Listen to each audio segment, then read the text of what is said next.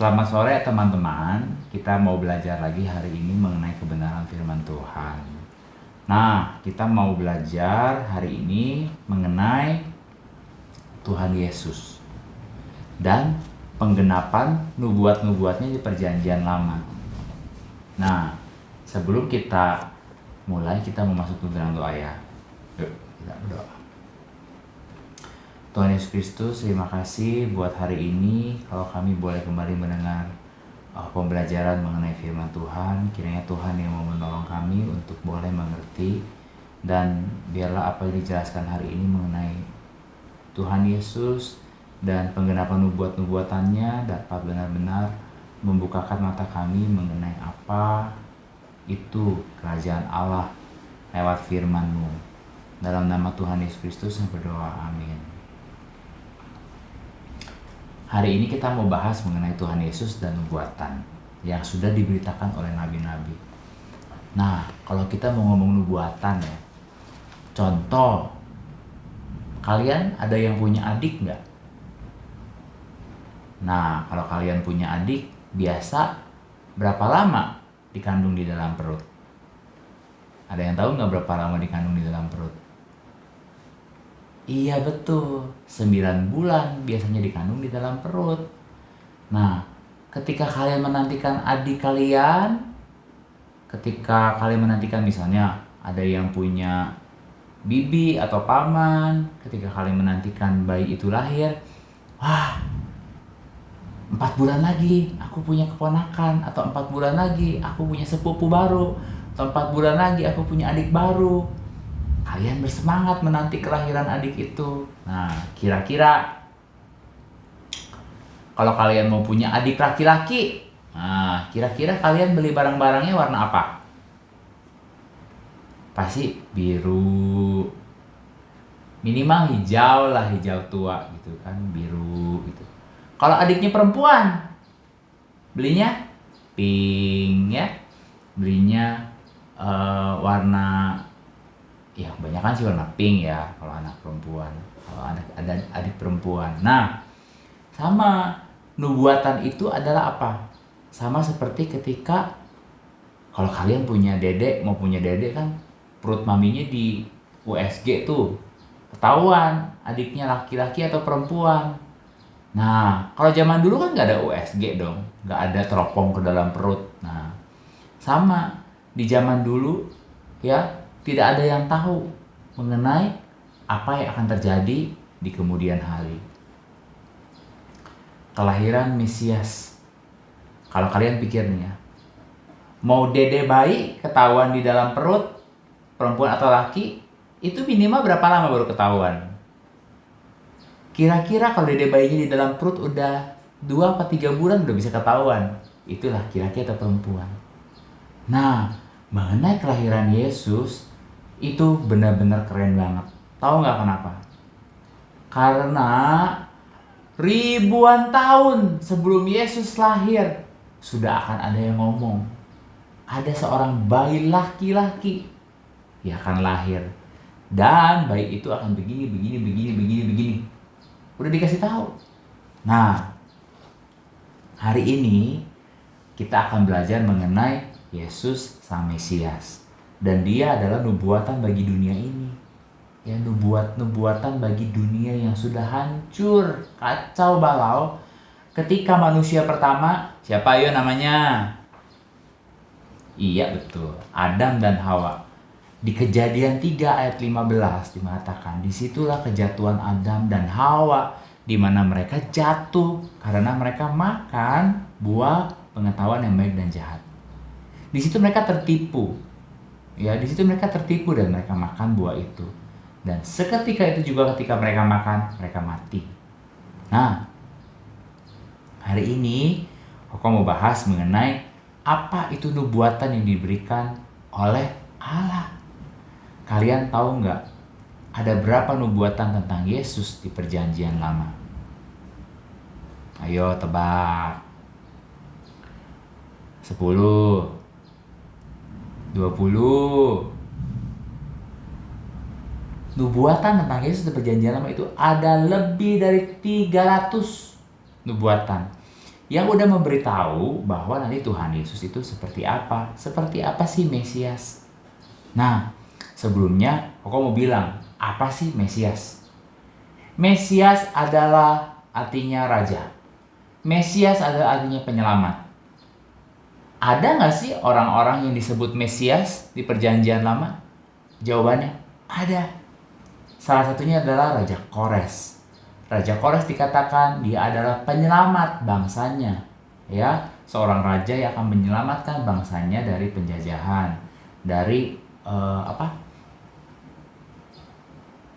penjajahan itu dikuasai oleh bangsa lain. Nah, dari dulu dikatakan nanti akan ada seorang penyelamat, dia akan membebaskan umat pilihan Allah dari penjajahan. Karena kita tahu Israel atau umat pilihan Allah itu adalah bangsa yang terus-menerus diperangi oleh bangsa-bangsa. Terus-menerus diserang oleh bangsa-bangsa. Mereka dijajah sama Mesir aja berapa tahun? 400 tahun diperlakukan dengan sangat keji. Mereka diperbudak. Kalian tahu nggak budak? Tidak punya hak sama sekali. Bahkan mereka mau tidur pun nggak punya hak. Hak mereka adalah Tuhan mereka. Apapun yang mereka mau, apapun yang tuannya ingin mereka lakukan, mereka harus lakukan. Itulah budak. Nah, bangsa Israel dikatakan sejak dulu mereka menantikan seorang Mesias. Dan Mesias itu dikatakan, Mesias itu akan membebaskan mereka dari perbudakan. Mesias itu akan membebaskan mereka dari kesusahan, dari kemiskinan. Lah, mereka kan menantikan nubuatan. Betul nggak? Mereka udah punya di kepalanya nih. Seperti apa nanti Mesias yang akan lahir? Dia akan lahir, dia akan datang dari awan-awan. Dia akan datang seperti apa? Seperti pahlawan yang memakai kuda putih, dan kudanya nggak jalan ya. Kudanya dari atas, turun ke bawah di atas awan-awan. Nah, kalau kalian tahu, Superman, superhero itu asal dari mana? Dari Tuhan Yesus. Mereka mengharapkan ada hero atau ada pahlawan yang kekuatannya supranatural, bisa terbang. Dulu, umat Israel mengharapkan bahwa Mesias itu akan datang dengan kuda putih, pakai kereta berapi, karena mereka tahu loh, dulu waktu Elia diangkat dari bumi ke surga pakai apa? Pakai apa? Pakai kereta berapi. Dan mereka mengharapkan nanti Yesus turun ke dalam, Mesias turun ke dalam dunia pakai kereta berapi lagi, pakai kuda yang berapi warnanya putih, wah megah gitu, dan dia akan datang dengan api yang menyala-nyala. Gempa bumi, dibakar semua yang menjajah Israel. Begitu. Mereka menantikan Mesias sesuai dengan keinginan mereka sendiri. Padahal mereka nggak baca. Di dalam Alkitab itu, sejak dalam Perjanjian Lama, sudah dikasih tahu seperti apa Mesias akan lahir. Nah, kita mau lihat yang pertama. Ada nubuatan. Nubuatannya itu ada kelahiran Yesus dinubuatkan. Kehidupannya dinubuatkan. Kematiannya dinubuatkan. Bahkan kebangkitannya pun dinubuatkan. Yang pertama, dari Yesaya 7 ayat 13-14 dikatakan, ia akan dilahirkan dari seorang anak darah. Pada zaman itu, kitab Yesaya ini sudah ada, dan mereka tahu kalau Yesus akan dilahirkan dari seorang anak darah. Apa itu anak darah? Seorang perempuan yang belum menikah, yang lemah. Nah, mereka mengharapkan bahwa nanti Mesias akan datang. Dia adalah anak Allah, kayak keturunan dewa gitu kali ya. Wah, mighty kayak Hercules, kayak Superman. Mereka lupa. Mereka terus menanti Superman yang akan turun dari atas. Padahal di dalam Yesaya 7:13 dikatakan Mesias itu akan dilahirkan dari seorang anak darah. Ya, dan di Matius 1 akhirnya ketika datang dikatakan bahwa Yesus lahir melalui kuasa Roh Kudus, anak darah Maria mengandung, anaknya dinamakan Immanuel, adalah Allah beserta dengan kita. Ya. Dan Immanuel ini disebut juga Yehova atau Tuhan menyelamatkan. Karena dia adalah Yesus Tuhan sang penyelamat. Tapi kenapa lahirnya dari anak darah ya? Nah, konslet pertama. Konslet kedua itu apa? Kalau nanti Mesias datang, dia harus Dia harus datang dengan rupa seorang superhero. Dia harus datang dengan rupa seorang yang pakai kuda putih, pakai kereta berapi dari awan-awan turun. Mereka menantikan yang seperti itu. Padahal di Yesaya 9 ayat 5 dikatakan, seorang anak akan lahir. Berarti yang lahir itu adalah anak-anak. Anak itu akan disebut penasihat ajaib, Allah yang perkasa, Bapa yang kekal, Raja damai. Yesus dilahirkan sebagai seorang bayi, bukan superhero. Konslet lagi yang kedua. Kemudian, nubuatan yang ketiga dikatakan Mika 5 ayat 1, di mana juru selamat itu atau Mesias itu akan lahir di Bethlehem. Tahu nggak sih kota Bethlehem itu apa? Kota Bethlehem itu adalah kota yang kecil, kota yang mungil, kota yang miskin. Mereka mengharapkan kalau Mesias akan datang at least seenggaknya dari kerajaan yang besar, yang kaya, dan dia akan datang membawa banyak utusan, bawa banyak hadiah, bawa banyak prajurit. Ternyata Yesus lahir di Bethlehem, di sebuah kota kecil yang miskin. Dan Yesus lahir di mana? Di kandang domba, nggak punya uang. Bukan lahir di hotel penginapan yang mahal, tidak. Ternyata Mesias itu lahirnya di kota yang kecil. Konslet lagi. Makanya ketika Yesus datang, mereka tidak percaya kalau ini adalah Mesias. Padahal Yesus adalah penguasa, penyelamat dan dijanjikan itu. Konslet keempat. Nah, dikatakan di Yeremia 23 ayat 5-6. Dikatakan apa? Mesias itu akan lahir dari keturunan Daud loh. Dari keturunan Daud. Mereka mengharapkan ini kalau juru selamat datang, seenggaknya pasti dari keluarga raja. Dia adalah orang-orang yang berdarah biru, dia adalah orang-orang yang keren, yang elit, yang garis keturunannya itu pokoknya dari keluarga orang-orang kaya deh, keluarga raja-raja. Mereka lupa bahwa di Yeremia 23 sudah bilang dia berasal dari keturunan Daud. Dan mereka nggak percaya, nggak percaya kalau keturunan Daud itu cuma Yusuf dan Maria, seorang yang miskin, seorang tukang kayu. Mereka konslet. Apalagi Yesus dilahirkan dari suami istri yang Maria belum berhubungan tubuh dengan Yusuf. Sehingga mana mungkin dia melahirkan seorang anak. Padahal mereka tidak tahu sebelumnya kalau Yesus harus lahir dari Roh Kudus. Kenapa? Mereka mengharapkan, mereka punya ekspektasi. Ketika beda, mereka bilang ini bukan Mesias. Selanjutnya, konslet kelima. Dalam kehidupan dan pelayanan Yesus, di kitab Yesaya sudah dikatakan, Yesaya 61 ayat 1, Tuhan mengurapi dia untuk menyampaikan kabar baik. Roh Kudus ada di atasnya. Dia diurapi untuk merawat orang-orang yang remuk hati, memberitakan pembebasan bagi orang-orang tawanan, melepaskan orang-orang yang terkurung dari kegelapan. Loh, anggapan mereka bahwa ketika Mesias itu datang dan dia akan memerintah, yang pertama, dia akan membebaskan secara fisik dari penjajahan. Musuh-musuhnya gosong semua dibakar, atau tiba-tiba dikasih penyakit, semua musuh-musuhnya mati. Ternyata tidak seperti itu. Tidak seperti itu. Bahwa Mesias itu akan datang merawat orang-orang yang remuk hati, yang patah hati, yang terkurung dalam kegelapan. Maksudnya adalah pembebasan secara rohani. Yesus diurapi, bicara soal diurapi, bukan untuk membebaskan dalam kesulitan fisik. Memang kesulitan fisik itu bisa, kalau itu sesuai dengan kehendak Allah.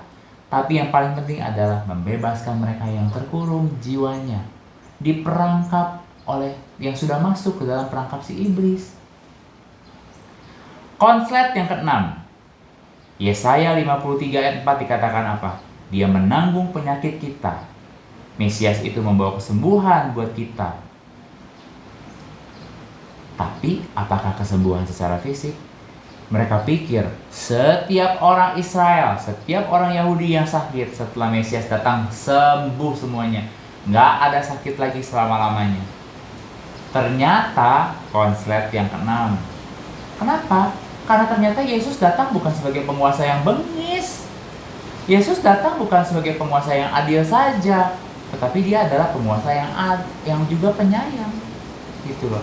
Dan adil dan penyayang itu seperti koin. Sisi yang satu adalah adil, sisi yang satu adalah penyayang. Dan Yesus tidak dapat menyangkal dirinya. Allah tidak dapat menyangkal dirinya. Karena Allah adalah adil dan juga kasih. Yesus menyembuhkan ibu mertua Petrus dalam Matius 8 ayat 14. Dan Yesus juga mengutip dari Yesaya tetap bahwa dia akan menanggung penyakit kita. Yesus lahir menggenapi nubuatan Yesaya loh. Dia memberitakan kabar baik tentang keselamatan, mengajarkan pada murid-muridnya, menunjukkan belas kasihan. Selama perjalanannya Yesus menyembuhkan banyak sekali orang. Tapi tujuannya adalah supaya kerajaan Allah diberitakan pada barang siapa yang percaya. Bukannya ketika dia datang semua penyakit total hilang. No, bukan. Tetapi bukan kehendakmu yang jadi, tapi kehendak Allah. Supaya kehendak Allah terjadi atasmu, supaya reputasi Allah diketahui oleh banyak orang, dan ketika kamu disembuhkan, kamu bertobat, dan orang-orang di sekitar kamu mengenal Allah yang hidup, yang sudah menyembuhkan kamu. Itulah yang Allah sebenarnya ingin lakukan dalam diri Yesus, di dalam kita hari ini. Kita lanjutin ini sama konslet yang ketujuh, dalam kematian dan kebangkitan Yesus. Sebelum Yesus mati, dikatakan dia mengendarai seekor keledai kan. Mereka konslet ketika mereka mendengar bahwa Yesus adalah Mesias. Ketika Yesus datang pakai keledai, sebelumnya mereka ada konslet berkali-kali, Yesus harusnya lahir sebagai superhero. Kok lahir dari seorang anak miskin, lahir di kandang domba. Dalam kehidupannya mereka berharap kalau Yesus itu orang ningrat, orang elit, lahir dari keturunan raja-raja, uangnya banyak sehingga bisa bagi-bagi. Mereka konslet juga ternyata, Yesus cuma tukang kayu, dia orang miskin. Mereka bingung konslet. Sekarang mereka konslet lagi. Sebelum Yesus mati, Yesus mengendarai seekor keledai masuk ke dalam kota. Dan namanya dielulukan, Yesus, Yesus. Tapi naik keledai. Kalian tahu gak sih? Zaman dulu, kalau orang yang kaya, mereka akan naik apa? Naik kereta, ditarik oleh banyak kuda, ditemani oleh banyak prajurit. Kalau orang yang middle, at least mereka punya kuda. Seenggaknya mereka pakai kuda. Yang pakai keledai, orang miskin. Dan Yesus datang pakai keledai. Mereka bilang, ini pasti bukan Mesias. Padahal mereka lupa, di Zakaria 9 ayat 9. Zakaria 9 ayat 9. Yuk kita buka. Dikatakan di sana, ia akan mengendarai seekor keledai. Ya.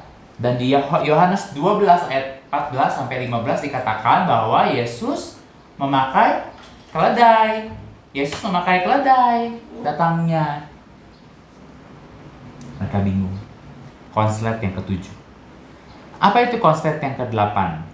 Konslet yang ke-8 adalah mengenai bilangan 21 ayat 8 sampai 9. Dikatakan dalam kitab bilangan 21 ayat 8 sampai 9. Kalian boleh baca yuk.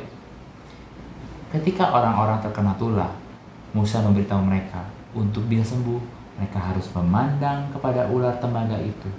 Kalau mereka memandang ular tembaga yang digantungkan di atas sebuah tongkat salib, mereka akan disembuhkan.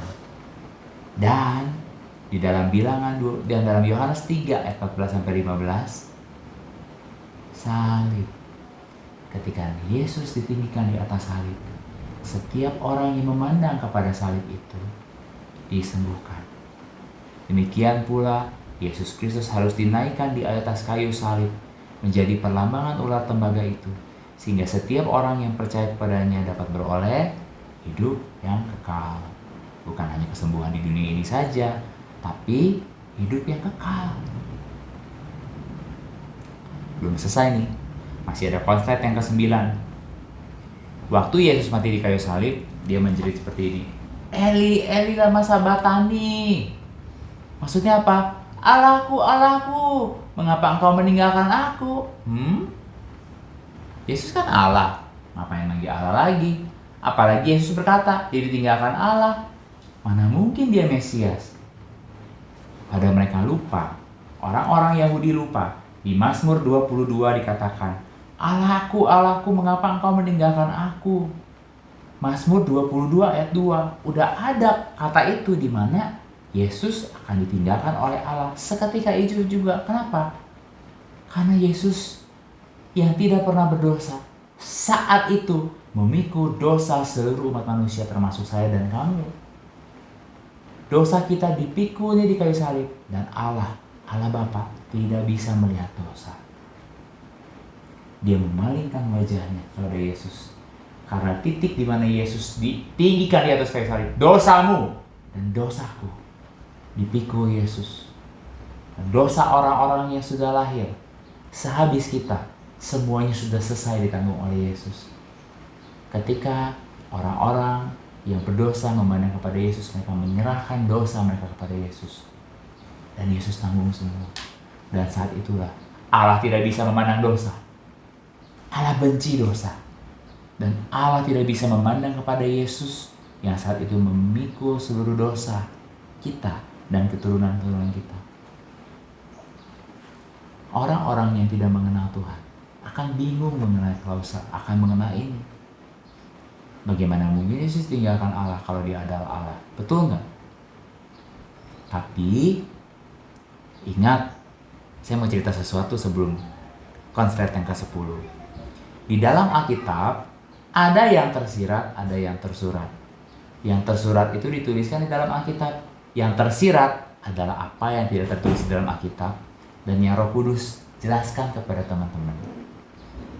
Karena somehow tiba-tiba kalian bisa mengerti hal-hal yang tidak diketahui oleh orang lain. Itulah yang tersirat.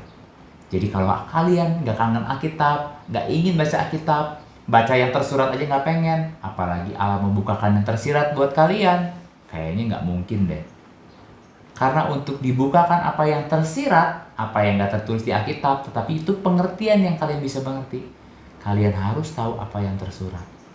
Baca apa yang tersurat. Nanti Roh Kudus jelaskan apa maknanya, apa yang tersirat dari situ. Kita mau sampai di konsep yang terakhir. Yesus mati. Itu adalah puncak di mana orang Yahudi bilang, that's it. Ini pasti bukan Mesias. Kalau dia Mesias, dia nggak mungkin mati, coy. Betul nggak, coy? Hello. Mereka pun bilang seperti itu. Padahal mereka nggak tahu bahwa di Mazmur 16 ayat 9 dan 10 dikatakan ia mati, tetapi ia tidak akan diserahkan ke dunia orang mati.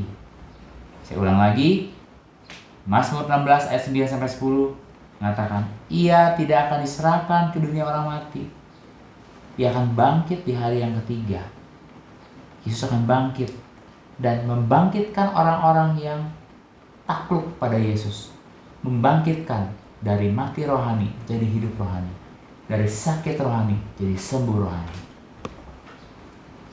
Konslet. Ketika orang Yahudi, imam-imam kepala orang Farisi melihat Yesus mati, oke, that's it. Dia bukan Mesias. Mari kita nantikan Mesias yang belum datang. Padahal mereka baru saja membunuh Mesias yang sudah datang. Betapa ironisnya kenyataan ini.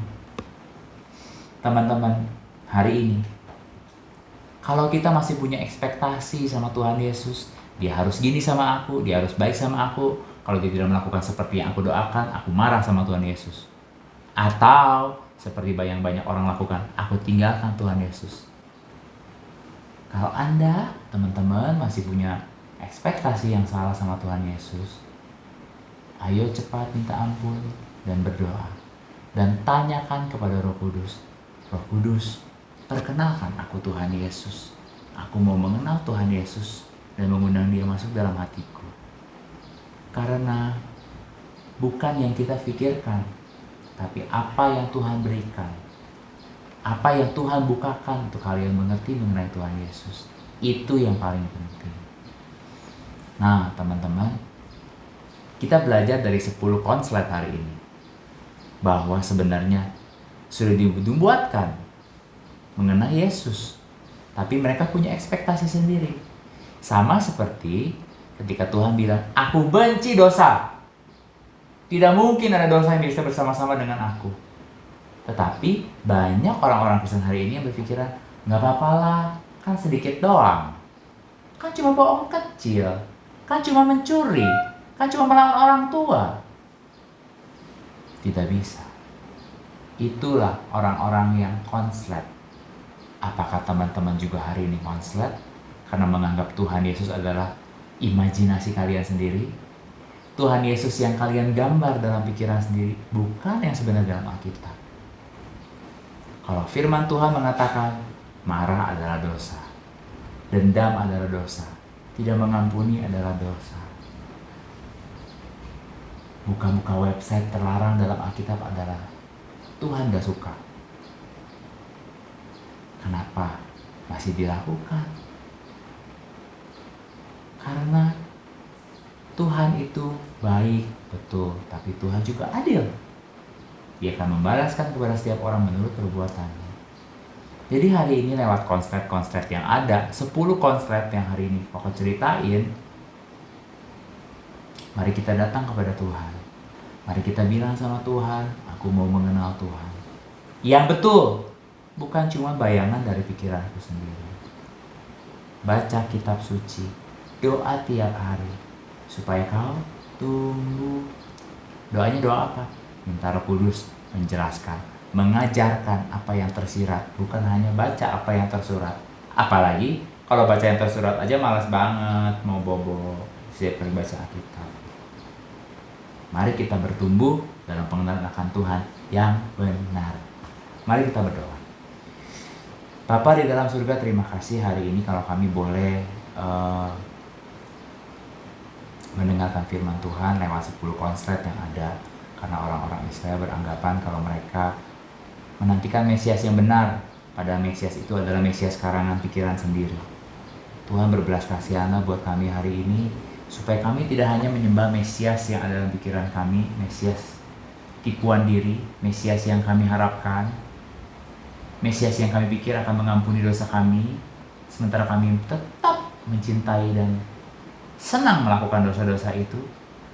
Tuhan, jangan sampai kami jadi orang yang bejat, yang jahat, yang seperti menyembah berhala, yaitu Kristus yang lain, Kristus yang asing, bukan Kristus yang benar.